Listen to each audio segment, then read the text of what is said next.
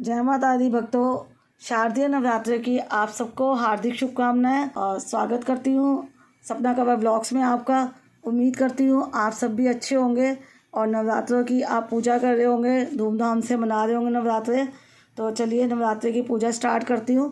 तो सबसे पहले मैंने चौकी बिछा ली है शुद्ध जल का छींटा देकर। तो शुद्ध जल का छींटा देने के बाद मैंने जो ज़मीन पर गंगा जल से शुद्ध करने के बाद मैंने चौकी को और जिस जगह पर पूजा करनी है तो वहाँ पर मैंने हल्दी से लीप लिया है ताकि ये शुद्ध हो जाए। और हल्दी से है या कुमकुम से आप लीप सकते हैं और उसके या फिर आप कोई स्वास्तिक या ओम का चिन्ह भी बना सकते हैं। उसके ऊपर चौकी रखी है, चौकी को भी गंगा जल से शुद्ध करके हमने लाल रंग का वस्त्र बिछाया है। और लाल रंग का वस्त्र बिछाने के बाद मैंने माता रानी का स्नान कराया पंचामृत से और अब उनको मैंने विराजमान कर दिया है। अब कलश की स्थापना करनी है। तो एक कलश में मैं सबसे पहले मैंने एक स्वास्तिक बनाया है कलश में। तो कलश पर स्वास्तिक बना के सबसे पहले मैंने इसमें गंगा जल डाला है और शुद्ध जल मिक्स करके ये डालना है इसके अंदर। जब भी आप कलश की स्थापना करते हैं तो इतना ही भरना होता है, इनके कंठ तक, ऊपर तक नहीं आना चाहिए। और फिर इसके अंदर कुछ सामान डालना भी ज़रूरी होता है, जैसे कि हल्दी की गांठ, चांदी का सिक्का, सुपारी, 2 लौंग लेनी है फूल वाली, फूल बनाओ लौंग के अंदर, टूटी हुई लौंग ना हो, 1 इलायची भी और 1 रुपये का सिक्का, 1 कलावा, साथ में अक्षत और थोड़ी सी हल्दी इसमें डालेंगे और पुष्प डालने इसके अंदर। अगर आपके पास आम का पत्ता है तो आप आम का पत्ते के अंदर सारा सामान रख के भी डाल सकते हैं, वरना ऐसे ही डाल सकते हैं। तो सबसे पहले मैं हल्दी डाल देती हूँ, हल्दी की गांठ है और चांदी का सिक्का एक डालना है, सुपारी, लौंग, इलायची, 1 रुपये का सिक्का, वस्त्र रूपी कलावा और कुछ अक्षत के दाने। और मैंने साबुत हल्दी के साथ साथ पिसी हल्दी भी डाली है और पुष्प डालने हैं। फिर उसके ऊपर हमने आम के पत्ते या अशोका के पत्ते जो भी हैं आपके पास, उनको भी इस कलश में लगा देने हैं। कलश को पूरी तरह से सजाने के बाद हमने जो पत्ते लगाए हैं उस पर हल्दी और कुमकुम से टीका कर दिया है। इनकी भी पूजन हो गई है, इनकी पूजन करके ही रखते हैं। और कलावे को हमने अपने जो कलश है उस पर लपेटना है। आप 3 बार, 5 बार, 7 बार, कितनी बार भी लपेट सकते हैं, गट्ठा नहीं लगाना है। मैं इस पर कलावा भी लपेट देती हूँ। कलश को उसका स्थान देने के लिए हमने सबसे पहले चावल रखे। चावल की ढेरी आप रख दें अपने हिसाब से। आप चाहें तो अष्टदल कमल भी बना सकते हैं, रंगे हुए चावल भी रख सकते हैं।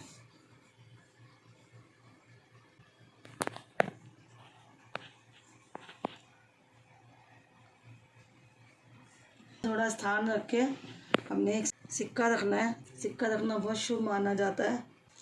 इससे से अच्छी तरह से चावलों को सेट करके उसको स्थापित कर दिया है। नारियल रखना है, वो इस कटोरी के ऊपर रखना है। तो सबसे पहले मैं नारियल के ऊपर मैंने स्वास्तिक बना लिया है, के ऊपर भी और इसके ऊपर भी हमने कलावे को लपेटना है। कलावा लपेट के 7 बारी या 5 बारी या 3 बारी, उसके बाद नारियल को फिर मैंने चुन्नी लपेटने के बाद अपने कलश पर इस समय यहाँ पर स्थापित कर दिया है। जो नारियल का मुख होता है, आँख होती है, वो अपनी साइड रखनी है, खड़ा करके ना रखें नारियल, ऐसे इजी भी रहता है और गिरने का डर भी नहीं रहता। तो इस तरह से हमने नारियल को भी स्थापित कर दिया है अपने कलश देवता के ऊपर। कलश देवता की अब हम पूजा करेंगे। उससे पहले मैं एक दीप प्रज्वलित कर लेती हूँ। एक छोटा दीपक मैंने जला लिया है। अब मुझे अखंड दीप जलाना है, तो उसके लिए भी सेम वैसे ही मैंने थाली ली है। थाली के ऊपर मैंने स्वास्तिक बना दिया है और फिर साथ में अक्षत थोड़े से रखूँगी मैं। अक्षत के बाद थोड़े से पुष्प रखे और हमने अपने अखंड दीपक को इसके ऊपर विराजमान करना है। तो जो माता रानी का दाहिना हाथ होता है, कलश की स्थापना होती है वहाँ, और देसी घी की अगर आप जोत जगा रहे हैं तो उसकी स्थापना भी दाईं तरफ ही की जाती है। और साथ में मैं अखंड दीप को प्रज्वलित कर देती हूँ। अखंड ज्योत को प्रज्वलित करके हमने सबसे पहले अपने कलश देवता की पूजा करनी है और आवाहन करना है। तो मैं सबसे पहले माता रानी के आगे संकल्प ले लेती हूँ। संकल्प करने के लिए मैंने हाथ जोड़ से पुष्प ले लिए हैं थोड़ा सा अक्षत ले लिए और थोड़ा सा जल लेना है हाथ में। और 9 दिन के नवरात्रे सीधे हाथ में सब लेकर हमने माता रानी के आगे प्रार्थना करनी है। और मैं प्रार्थना कर रही हूँ माता रानी से, हे दुर्गे माँ, मैंने नवरात्रि के 9 दिन के ये जो व्रत है वो रखे हैं, शारदीय नवरात्रि चल रहे हैं, तो आज प्रथम दिन है मेरे व्रत को पूर्ण कराना निर्विघ्न। और मेरे से पूजा के दौरान कोई गलती हो जाए तो मुझे क्षमा करना, मुझे शक्ति देना कि मैं व्रत को अच्छे ढंग से रख पाऊँ और तेरी अच्छे ढंग से सेवा कर पाऊँ। तो आप ये इस तरह से संकल्प लेना है अपना नाम लेकर, और फिर इसको एक कटोरी में हमने इस तरह से छोड़ देना है, पुष्प को, अक्षत को और जल को। उसके बाद अपना साफ जल से हाथ धो के फिर हमने कलश की पूजा करनी है, हाथ को धोकर पहुँचकर। अब मैं कलश की पूजा कर रही हूँ। सबसे पहले कलश पर हमने शुद्ध जल से छींटा देना है। गंगा जल से छींटा देने के बाद हमने इनके ऊपर वस्त्र रूपी कलावा पहनाना है। कलावा पहना दिया मैंने कलश देवता के ऊपर।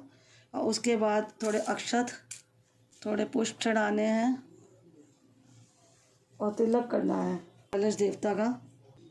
और इस तरह से हमने अपने नारियल के ऊपर भी, क्योंकि ये श्रीफल जो रखा है ये लक्ष्मी का ही स्वरूप है, ये माँ का ही स्वरूप है, तो हमें श्रीफल की भी पूजा करनी है और साथ साथ कलश देवता की भी पूजा करनी है। तो इनके आगे भी मैंने वस्त्र रूपी कलावा, थोड़े से अक्षत और पुष्प चढ़ा के इनको धूप दीप दिखा देनी है। तो इस तरह से कलश देवता की पूजा हो जाती है। और हाथ जोड़ लेने, क्योंकि कलश देवता के अंदर ही नवग्रह देवताओं का वास होता है। सभी आराध्य देवी देवताओं को प्रणाम करना है कलश देवता के आगे हाथ जोड़कर, और लक्ष्मी माता को, दुर्गा माँ को, क्योंकि ये वरुण देवता का कलश होता है, इसमें जो जल भरते हैं वो वरुण देवता कहलाते हैं। तो इस तरह से कलश देवता को हमने प्रार्थना करनी है कि सारे देवी देवताओं 9 दिन तक आकर इसमें विराजमान हो जाएं। और गणपति जी का ध्यान पूरी पूजा में सबसे पहले करना है। तो इसमें गणपति देवी हमारे विराजमान हैं और हमारी पूजा को अच्छे ढंग से करवाएं। और जो हम अखंड ज्योत जगाएंगे वो अखंड ज्योत की रक्षा भी करें, ताकि हमारी अखंड ज्योत बिना किसी परेशानी के जलती रहे लगातार और हमारी पूजा पूर्ण रूप से सफल हो। तो इस तरह से मैंने कलश देवता की पूजा कर ली है और माता रानी को विराजमान कर दिया है। तो अब मैं माता रानी को अखंड दीपक की भी पूजा कर लेती हूँ साथ साथ। तो इनको भी शुद्ध जल से मैंने छींटा दे दिया है और कलावा बना दिया है, अक्षत और पुष्प को चढ़ा दिया है।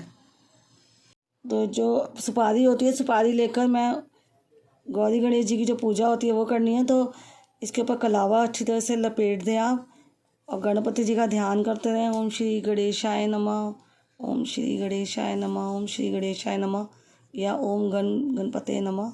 इस तरह से ध्यान करते हुए हमने कलावा लपेट कर इनको गणपति जी का स्वरूप मानकर ही पूजा की जाती है।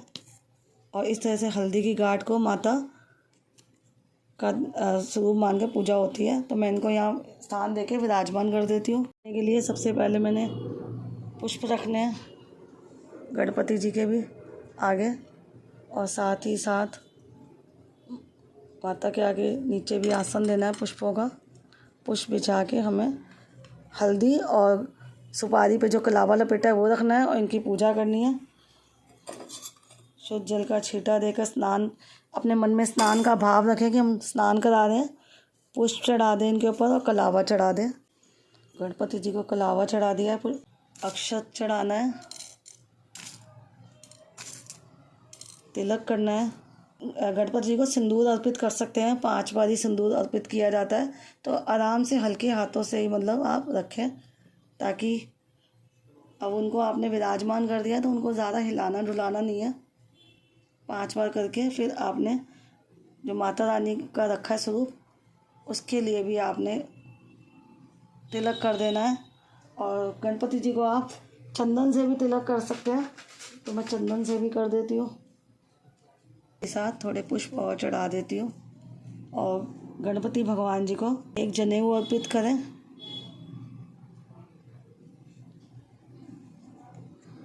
इस तरह से गणपति जी की और माता गौरी की स्थापना हो जाती है, उनकी पूजा हो जाती है। सभी पर आपने तिलक करके पुष्प चढ़ाकर इस तरह से पूजा करनी है। गणपति जी के बाद फिर हमने अपने जैसे घंटी की पूजा करते हैं तो ऐसे घंटी की और बाकी आराध्य देवी देवताओं की पूजा कर लेंगे। तो घंटी की भी पूजा की जाती है। इनको भी हमने इसी तरह से शुद्ध जल, वस्त्र रूपी कलावा चढ़ा के अक्षत चढ़ाने हैं, पुष्प चढ़ाने हैं और इनका भी तिलक करना है। तो मैं तिलक भी कर देती हूँ। इस तरह से ये हो गई घंटी जी की पूजा। और फिर मैंने खेतरी बीजनी है घर में, तो उसके लिए भी मैंने थाली के अंदर शुद्ध जल से उसको साफ़ करके गंगा जल छिड़क दिया है, स्वास्तिक बना दिया है। और एक मिट्टी का कुंडा लेकर इस तरह से उसको विराजमान करना है। उससे पहले थोड़े पुष्प रखने हैं, का रखना है, थोड़े अक्षत। इस थाली की पूजा हो जाती है ये इस तरह से। और फिर अपने कुंडे को विराजमान करना है। अब इस कुंडे की भी पूजा होगी, तो पहले मैं इसमें मिट्टी डाल देती हूँ। तो हमने इसमें मिट्टी लगा ली है और मिट्टी के ऊपर मैंने ये जौ डाले हैं। मेरा बेटा जौ डाल रहा है इसके अंदर।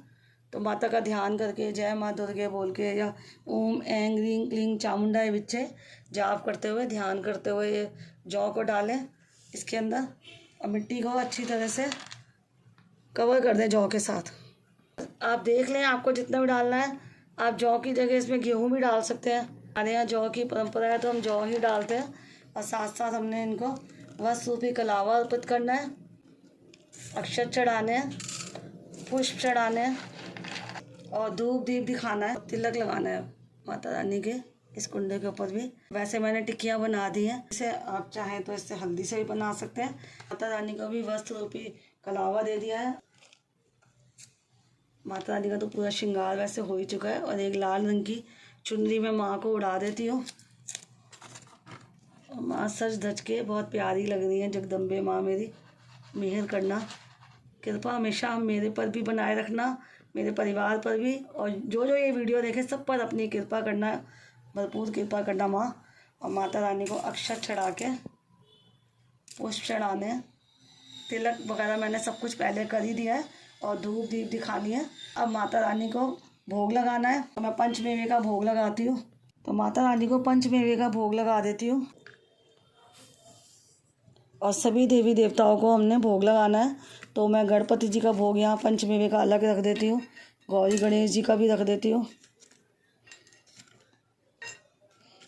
5 तरह के मेवे हैं और इसमें फिर मैं बताशे का भोग भी गौरी गणेश जी को सर्वप्रथम लगा देती हूँ। मूंगफली दाने का भोग। पंचमेवे में आप किशमिश ज़रूर डालें।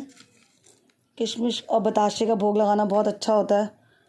और साथ ही साथ मिश्री का भी भोग लगा देती हूँ गौरी गणेश जी को। उसके बाद जो हमने कलश स्थापना की है, इनमें सभी देवी देवता, नवग्रह देवता, वरुण देवता, देवी देवता इसके अंदर विराजमान है। तो और साथ में लक्ष्मी माता ऊपर कलश के रूप में है। तो इनका भी भोग हमने लगाना है। इनको भी मैं एक अलग से भोग दे देती हूँ प्लेट में। नवग्रह के देवता जो भी हैं सारे, सबको भोग अर्पित करके इनके पास ही रख देती हूँ मैं। और बाकी जो भी देवी देवता आपने विराजमान किए, घंटी है और जो भी आपने विराजमान किया, सबका भोग हमने समर्पित करना है और प्रार्थना करनी है कि हमारे भोग को स्वीकार करें। माता रानी को हार नहीं पहनाया तो माता रानी को मैं हार भी पहना देती हूँ। तो हार पहनाने के बाद अपने जो मैंने खेतरी बीजी है उनको भी एक चुन्नी से कवर कर देती हूँ। चुन्नी पहनाकर एक कलावे से इस तरह से, हमने गिठा नहीं लगानी, बस ऐसे ही इसके अंदर डाल के छोड़ देना है। और कुछ थोड़ा सा जल का छींटा देना है, एकदम से जल नहीं डालना, मिट्टी ज़्यादा गीली ना हो, तो थोड़ा जल का हल्का हल्का छींटा देंगे पूजा के बाद। और इस तरह से मैंने भोग अर्पित कर दिया है। और फिर जो धार्मिक पुस्तकें होती हैं इनकी भी आज के दिन पूजा की जाती है, तो इनकी पूजा भी मैं कर लेती हूँ। शुद्ध जल का छींटा देकर कलावा चढ़ा के अक्षत चढ़ाने हैं, थोड़े से पुष्प चढ़ाने हैं। जो भी आपने भोग सभी देवी देवताओं को लगाया उनका भोग लगाना है। बताशे का भोग देना है, मिश्री का, ये मूंगफली का भी भोग है और पंचमेवे का भी भोग ज़रूर अर्पित करना है। और हाथ जोड़ने हैं इनके आगे। और जो नवरात्रि की पूजा होती है इसमें हमें दुर्गा सप्तशती की तरह से बुक आती है, उसका पाठ करना है डेली। या आप दुर्गा चालीसा, विंध्येश्वरी चालीसा का भी पाठ कर सकते हैं। और आज के दिन शुरू करके आप श्री सूक्त का पाठ भी कर सकते हैं। कहते हैं श्री सूक्त का पाठ डेली करने से नवरात्रों से आप शुरू करें और उसके बाद आप 41 दिन तक करेंगे तो घर में धन धान्य की कोई कमी नहीं रहती, सारी इच्छाएं पूर्ण करते हैं। तो इस तरह की श्री सूक्त की बुक आती है, तो उसका पाठ भी आज से शुरू कर सकते हैं। आप सुबह के टाइम भी कर सकते हैं और शाम के टाइम भी। ये मेरी बुक बहुत पुरानी है, मैं बहुत सालों से कर रही हूँ, और श्रद्धा भाव से करें तो आपको इसके अच्छे ही रिजल्ट मिलेंगे। तो इस तरह से आप श्री सूक्त का पाठ भी शुरू कर सकते हैं आज के दिन। और जब सारी पूजा हो जाती है तो माता रानी को हमने श्रृंगार अर्पित करना होता है। पूजा के पहले दिन भी आप श्रृंगार माता रानी को अर्पित कर सकते हैं, उनके पास ही रख दें आप श्रृंगार उनका, या फिर आप आखिरी दिन या बीच में कभी जब भी आपको ठीक लगे आप श्रृंगार का सारा सामान 16 सामग्रियाँ जो भी होती है वो माता रानी को समर्पित करें। और फिर इस तरह से मैंने पान का एक पत्ता लिया है, तो पान के पत्ते का भोग देते हैं। अगर आप अलग अलग सबको देना चाहते हैं तो अलग अलग भी दे सकते हैं, नवग्रहों का अलग। तो मैंने नवग्रह की पूजा कलश के अंदर ही करी है, तो मैं एक ही पान का पत्ता बनाया है जिसमें मैंने लौंग लिए फूल वाली, इलायची ली है और सुपारी ली है, और एक बताशा रखना है। और ये माता रानी के आगे हमने भोग समर्पित करना है, माँ से बोलना है प्रार्थना करके कि आप भोग स्वीकार करें। और जब थोड़ी देर बाद इस पान के पत्ते को आप परिवार में किसी को, जैसे बाकी सारा प्रसाद आप वितरित करेंगे तो पान के पत्ते का भी भोग आप किसी को दे सकते हैं, वो खा सकता है पान का पत्ता। तो इसमें ये नहीं कि ये रखा रहे ऐसे ही सूख जाए, तो आप ये पान का पत्ता यूज़ कर सकते हैं। और फिर मैंने कपूर आरती करनी है, तो चलिए मैं कपूर आरती के लिए कपूर की जोत जगा लेती हूँ। 2 लौंग लेनी है, उसके ऊपर घी लगा के कपूर के ऊपर रखनी है और हमें कपूर आरती करनी है। तो आइए हम आरती करते हैं। सर्वप्रथम मैं गणेश जी की आरती करती हूँ और फिर अम्बे माँ की आरती करती हूँ। गौरी मैया जय श्यामा, गौरी तुमको निश दिन ध्यावत, हरि ब्रह्मा शिवरी जय अम्बे गौरी, मांग सिंदूर विराज, टीको मृग मद को उज्ज्वल से दो नैना, चंद्र बदन को जय अम्बे गौरी, कनक समान कलेवा रक्तांबर राजे, रक्त पुष्प गलमाला कंठन पर साजे, जय अम्बे गौरी। आरती होने के बाद आरती को शांत करने के लिए 3 बार ही झलकर इस तरह से अर्घ करना है, 3 बार घुमाकर, और हाथ जोड़ के मत्था टेकना है, सर झुका के प्रार्थना करनी है कि माँ हमारी पूजा को स्वीकार करें, शैलपुत्री माँ हमारे घर परिवार पर कृपा करें। और सभी देवी देवताओं को देने के बाद घर के सभी लोग इस तरह से आरती ले लें। तो नवरात्रि पूजा के बाद आपने एक हवन जैसे करते हैं उसी तरह से हमें एक दीपक लेना है बड़ा सा, उसमें उपला लेना है, गाय का कंडा जो होता है, थोड़े पुष्प रख के इनकी भी पूजा कर लेंगे हम, और अक्षर चढ़ा देंगे साथ में तिलक करके। तो ये उपला जलाया कपूर के साथ, इसमें देसी घी डाल के, और 2 लौंग के जोड़ा लेना है, उसको देसी घी लगा के उसको भी इसी में डालना है। और देसी घी की आहुति आप 8 या 7 दे सकते हैं। अगर आपके पास हवन सामग्री है तो आप उसकी भी आहुति दे सकते हैं, नहीं तो आप देसी घी की आहुति सारा परिवार दे सकता है इस तरह से। तो ये ज़रूर करें, ये छोटा सा हवन ही होता है एक तरह से, इससे घर में पॉजिटिविटी आएगी और घर में आध्यात्मिकता आती है। छोटा छोटा हवन हम इस तरह से अगर करते रहते हैं तो, और ये साथ जो हवन वगैरह होता है ये पूजा के दौरान ही होते हैं, जैसे नवरात्रि की पूजा हो गई या दिवाली की पूजा हो गई। तो इस तरह से मैंने हवन भी छोटा सा कर दिया है माता रानी के आगे, और अब इनको भोग लगाना है। तो जो हमने भोग आगे अर्पित किया भगवान को, तो वही भोग लगाना है। जैसे बताशे का भोग लगाना है इनको, मेवे का भोग लगा सकते हो, थोड़ा सा मिष्ठान का मीठे का भोग भी लगा सकते हो बताशे के साथ साथ। तो इस तरह से ये हमें ज़रूर करना चाहिए घर परिवार के सभी लोग। तो अगर आपने आपके पास सामग्री नहीं है तो आप इसकी 5 आहुतियाँ दे सकते हो देसी घी की। तो घर में 5 आहुतियाँ घर के सभी मेंबर दे सकते हैं, बेटा भी बेटी भी और जितने भी घर के बाकी लोग हैं। ओम ऐं ह्रीं क्लीं चामुंडाय विच्चे, ओम ऐं ह्रीं क्लीं चामुंडाय विच्चे, ओम ऐं ह्रीं क्लीं चामुंडाय विच्चे, ओम ऐं ह्रीं क्लीं चामुंडाय विच्चे, ओम ऐं ह्रीं क्लीं चामुंडाय विच्चे।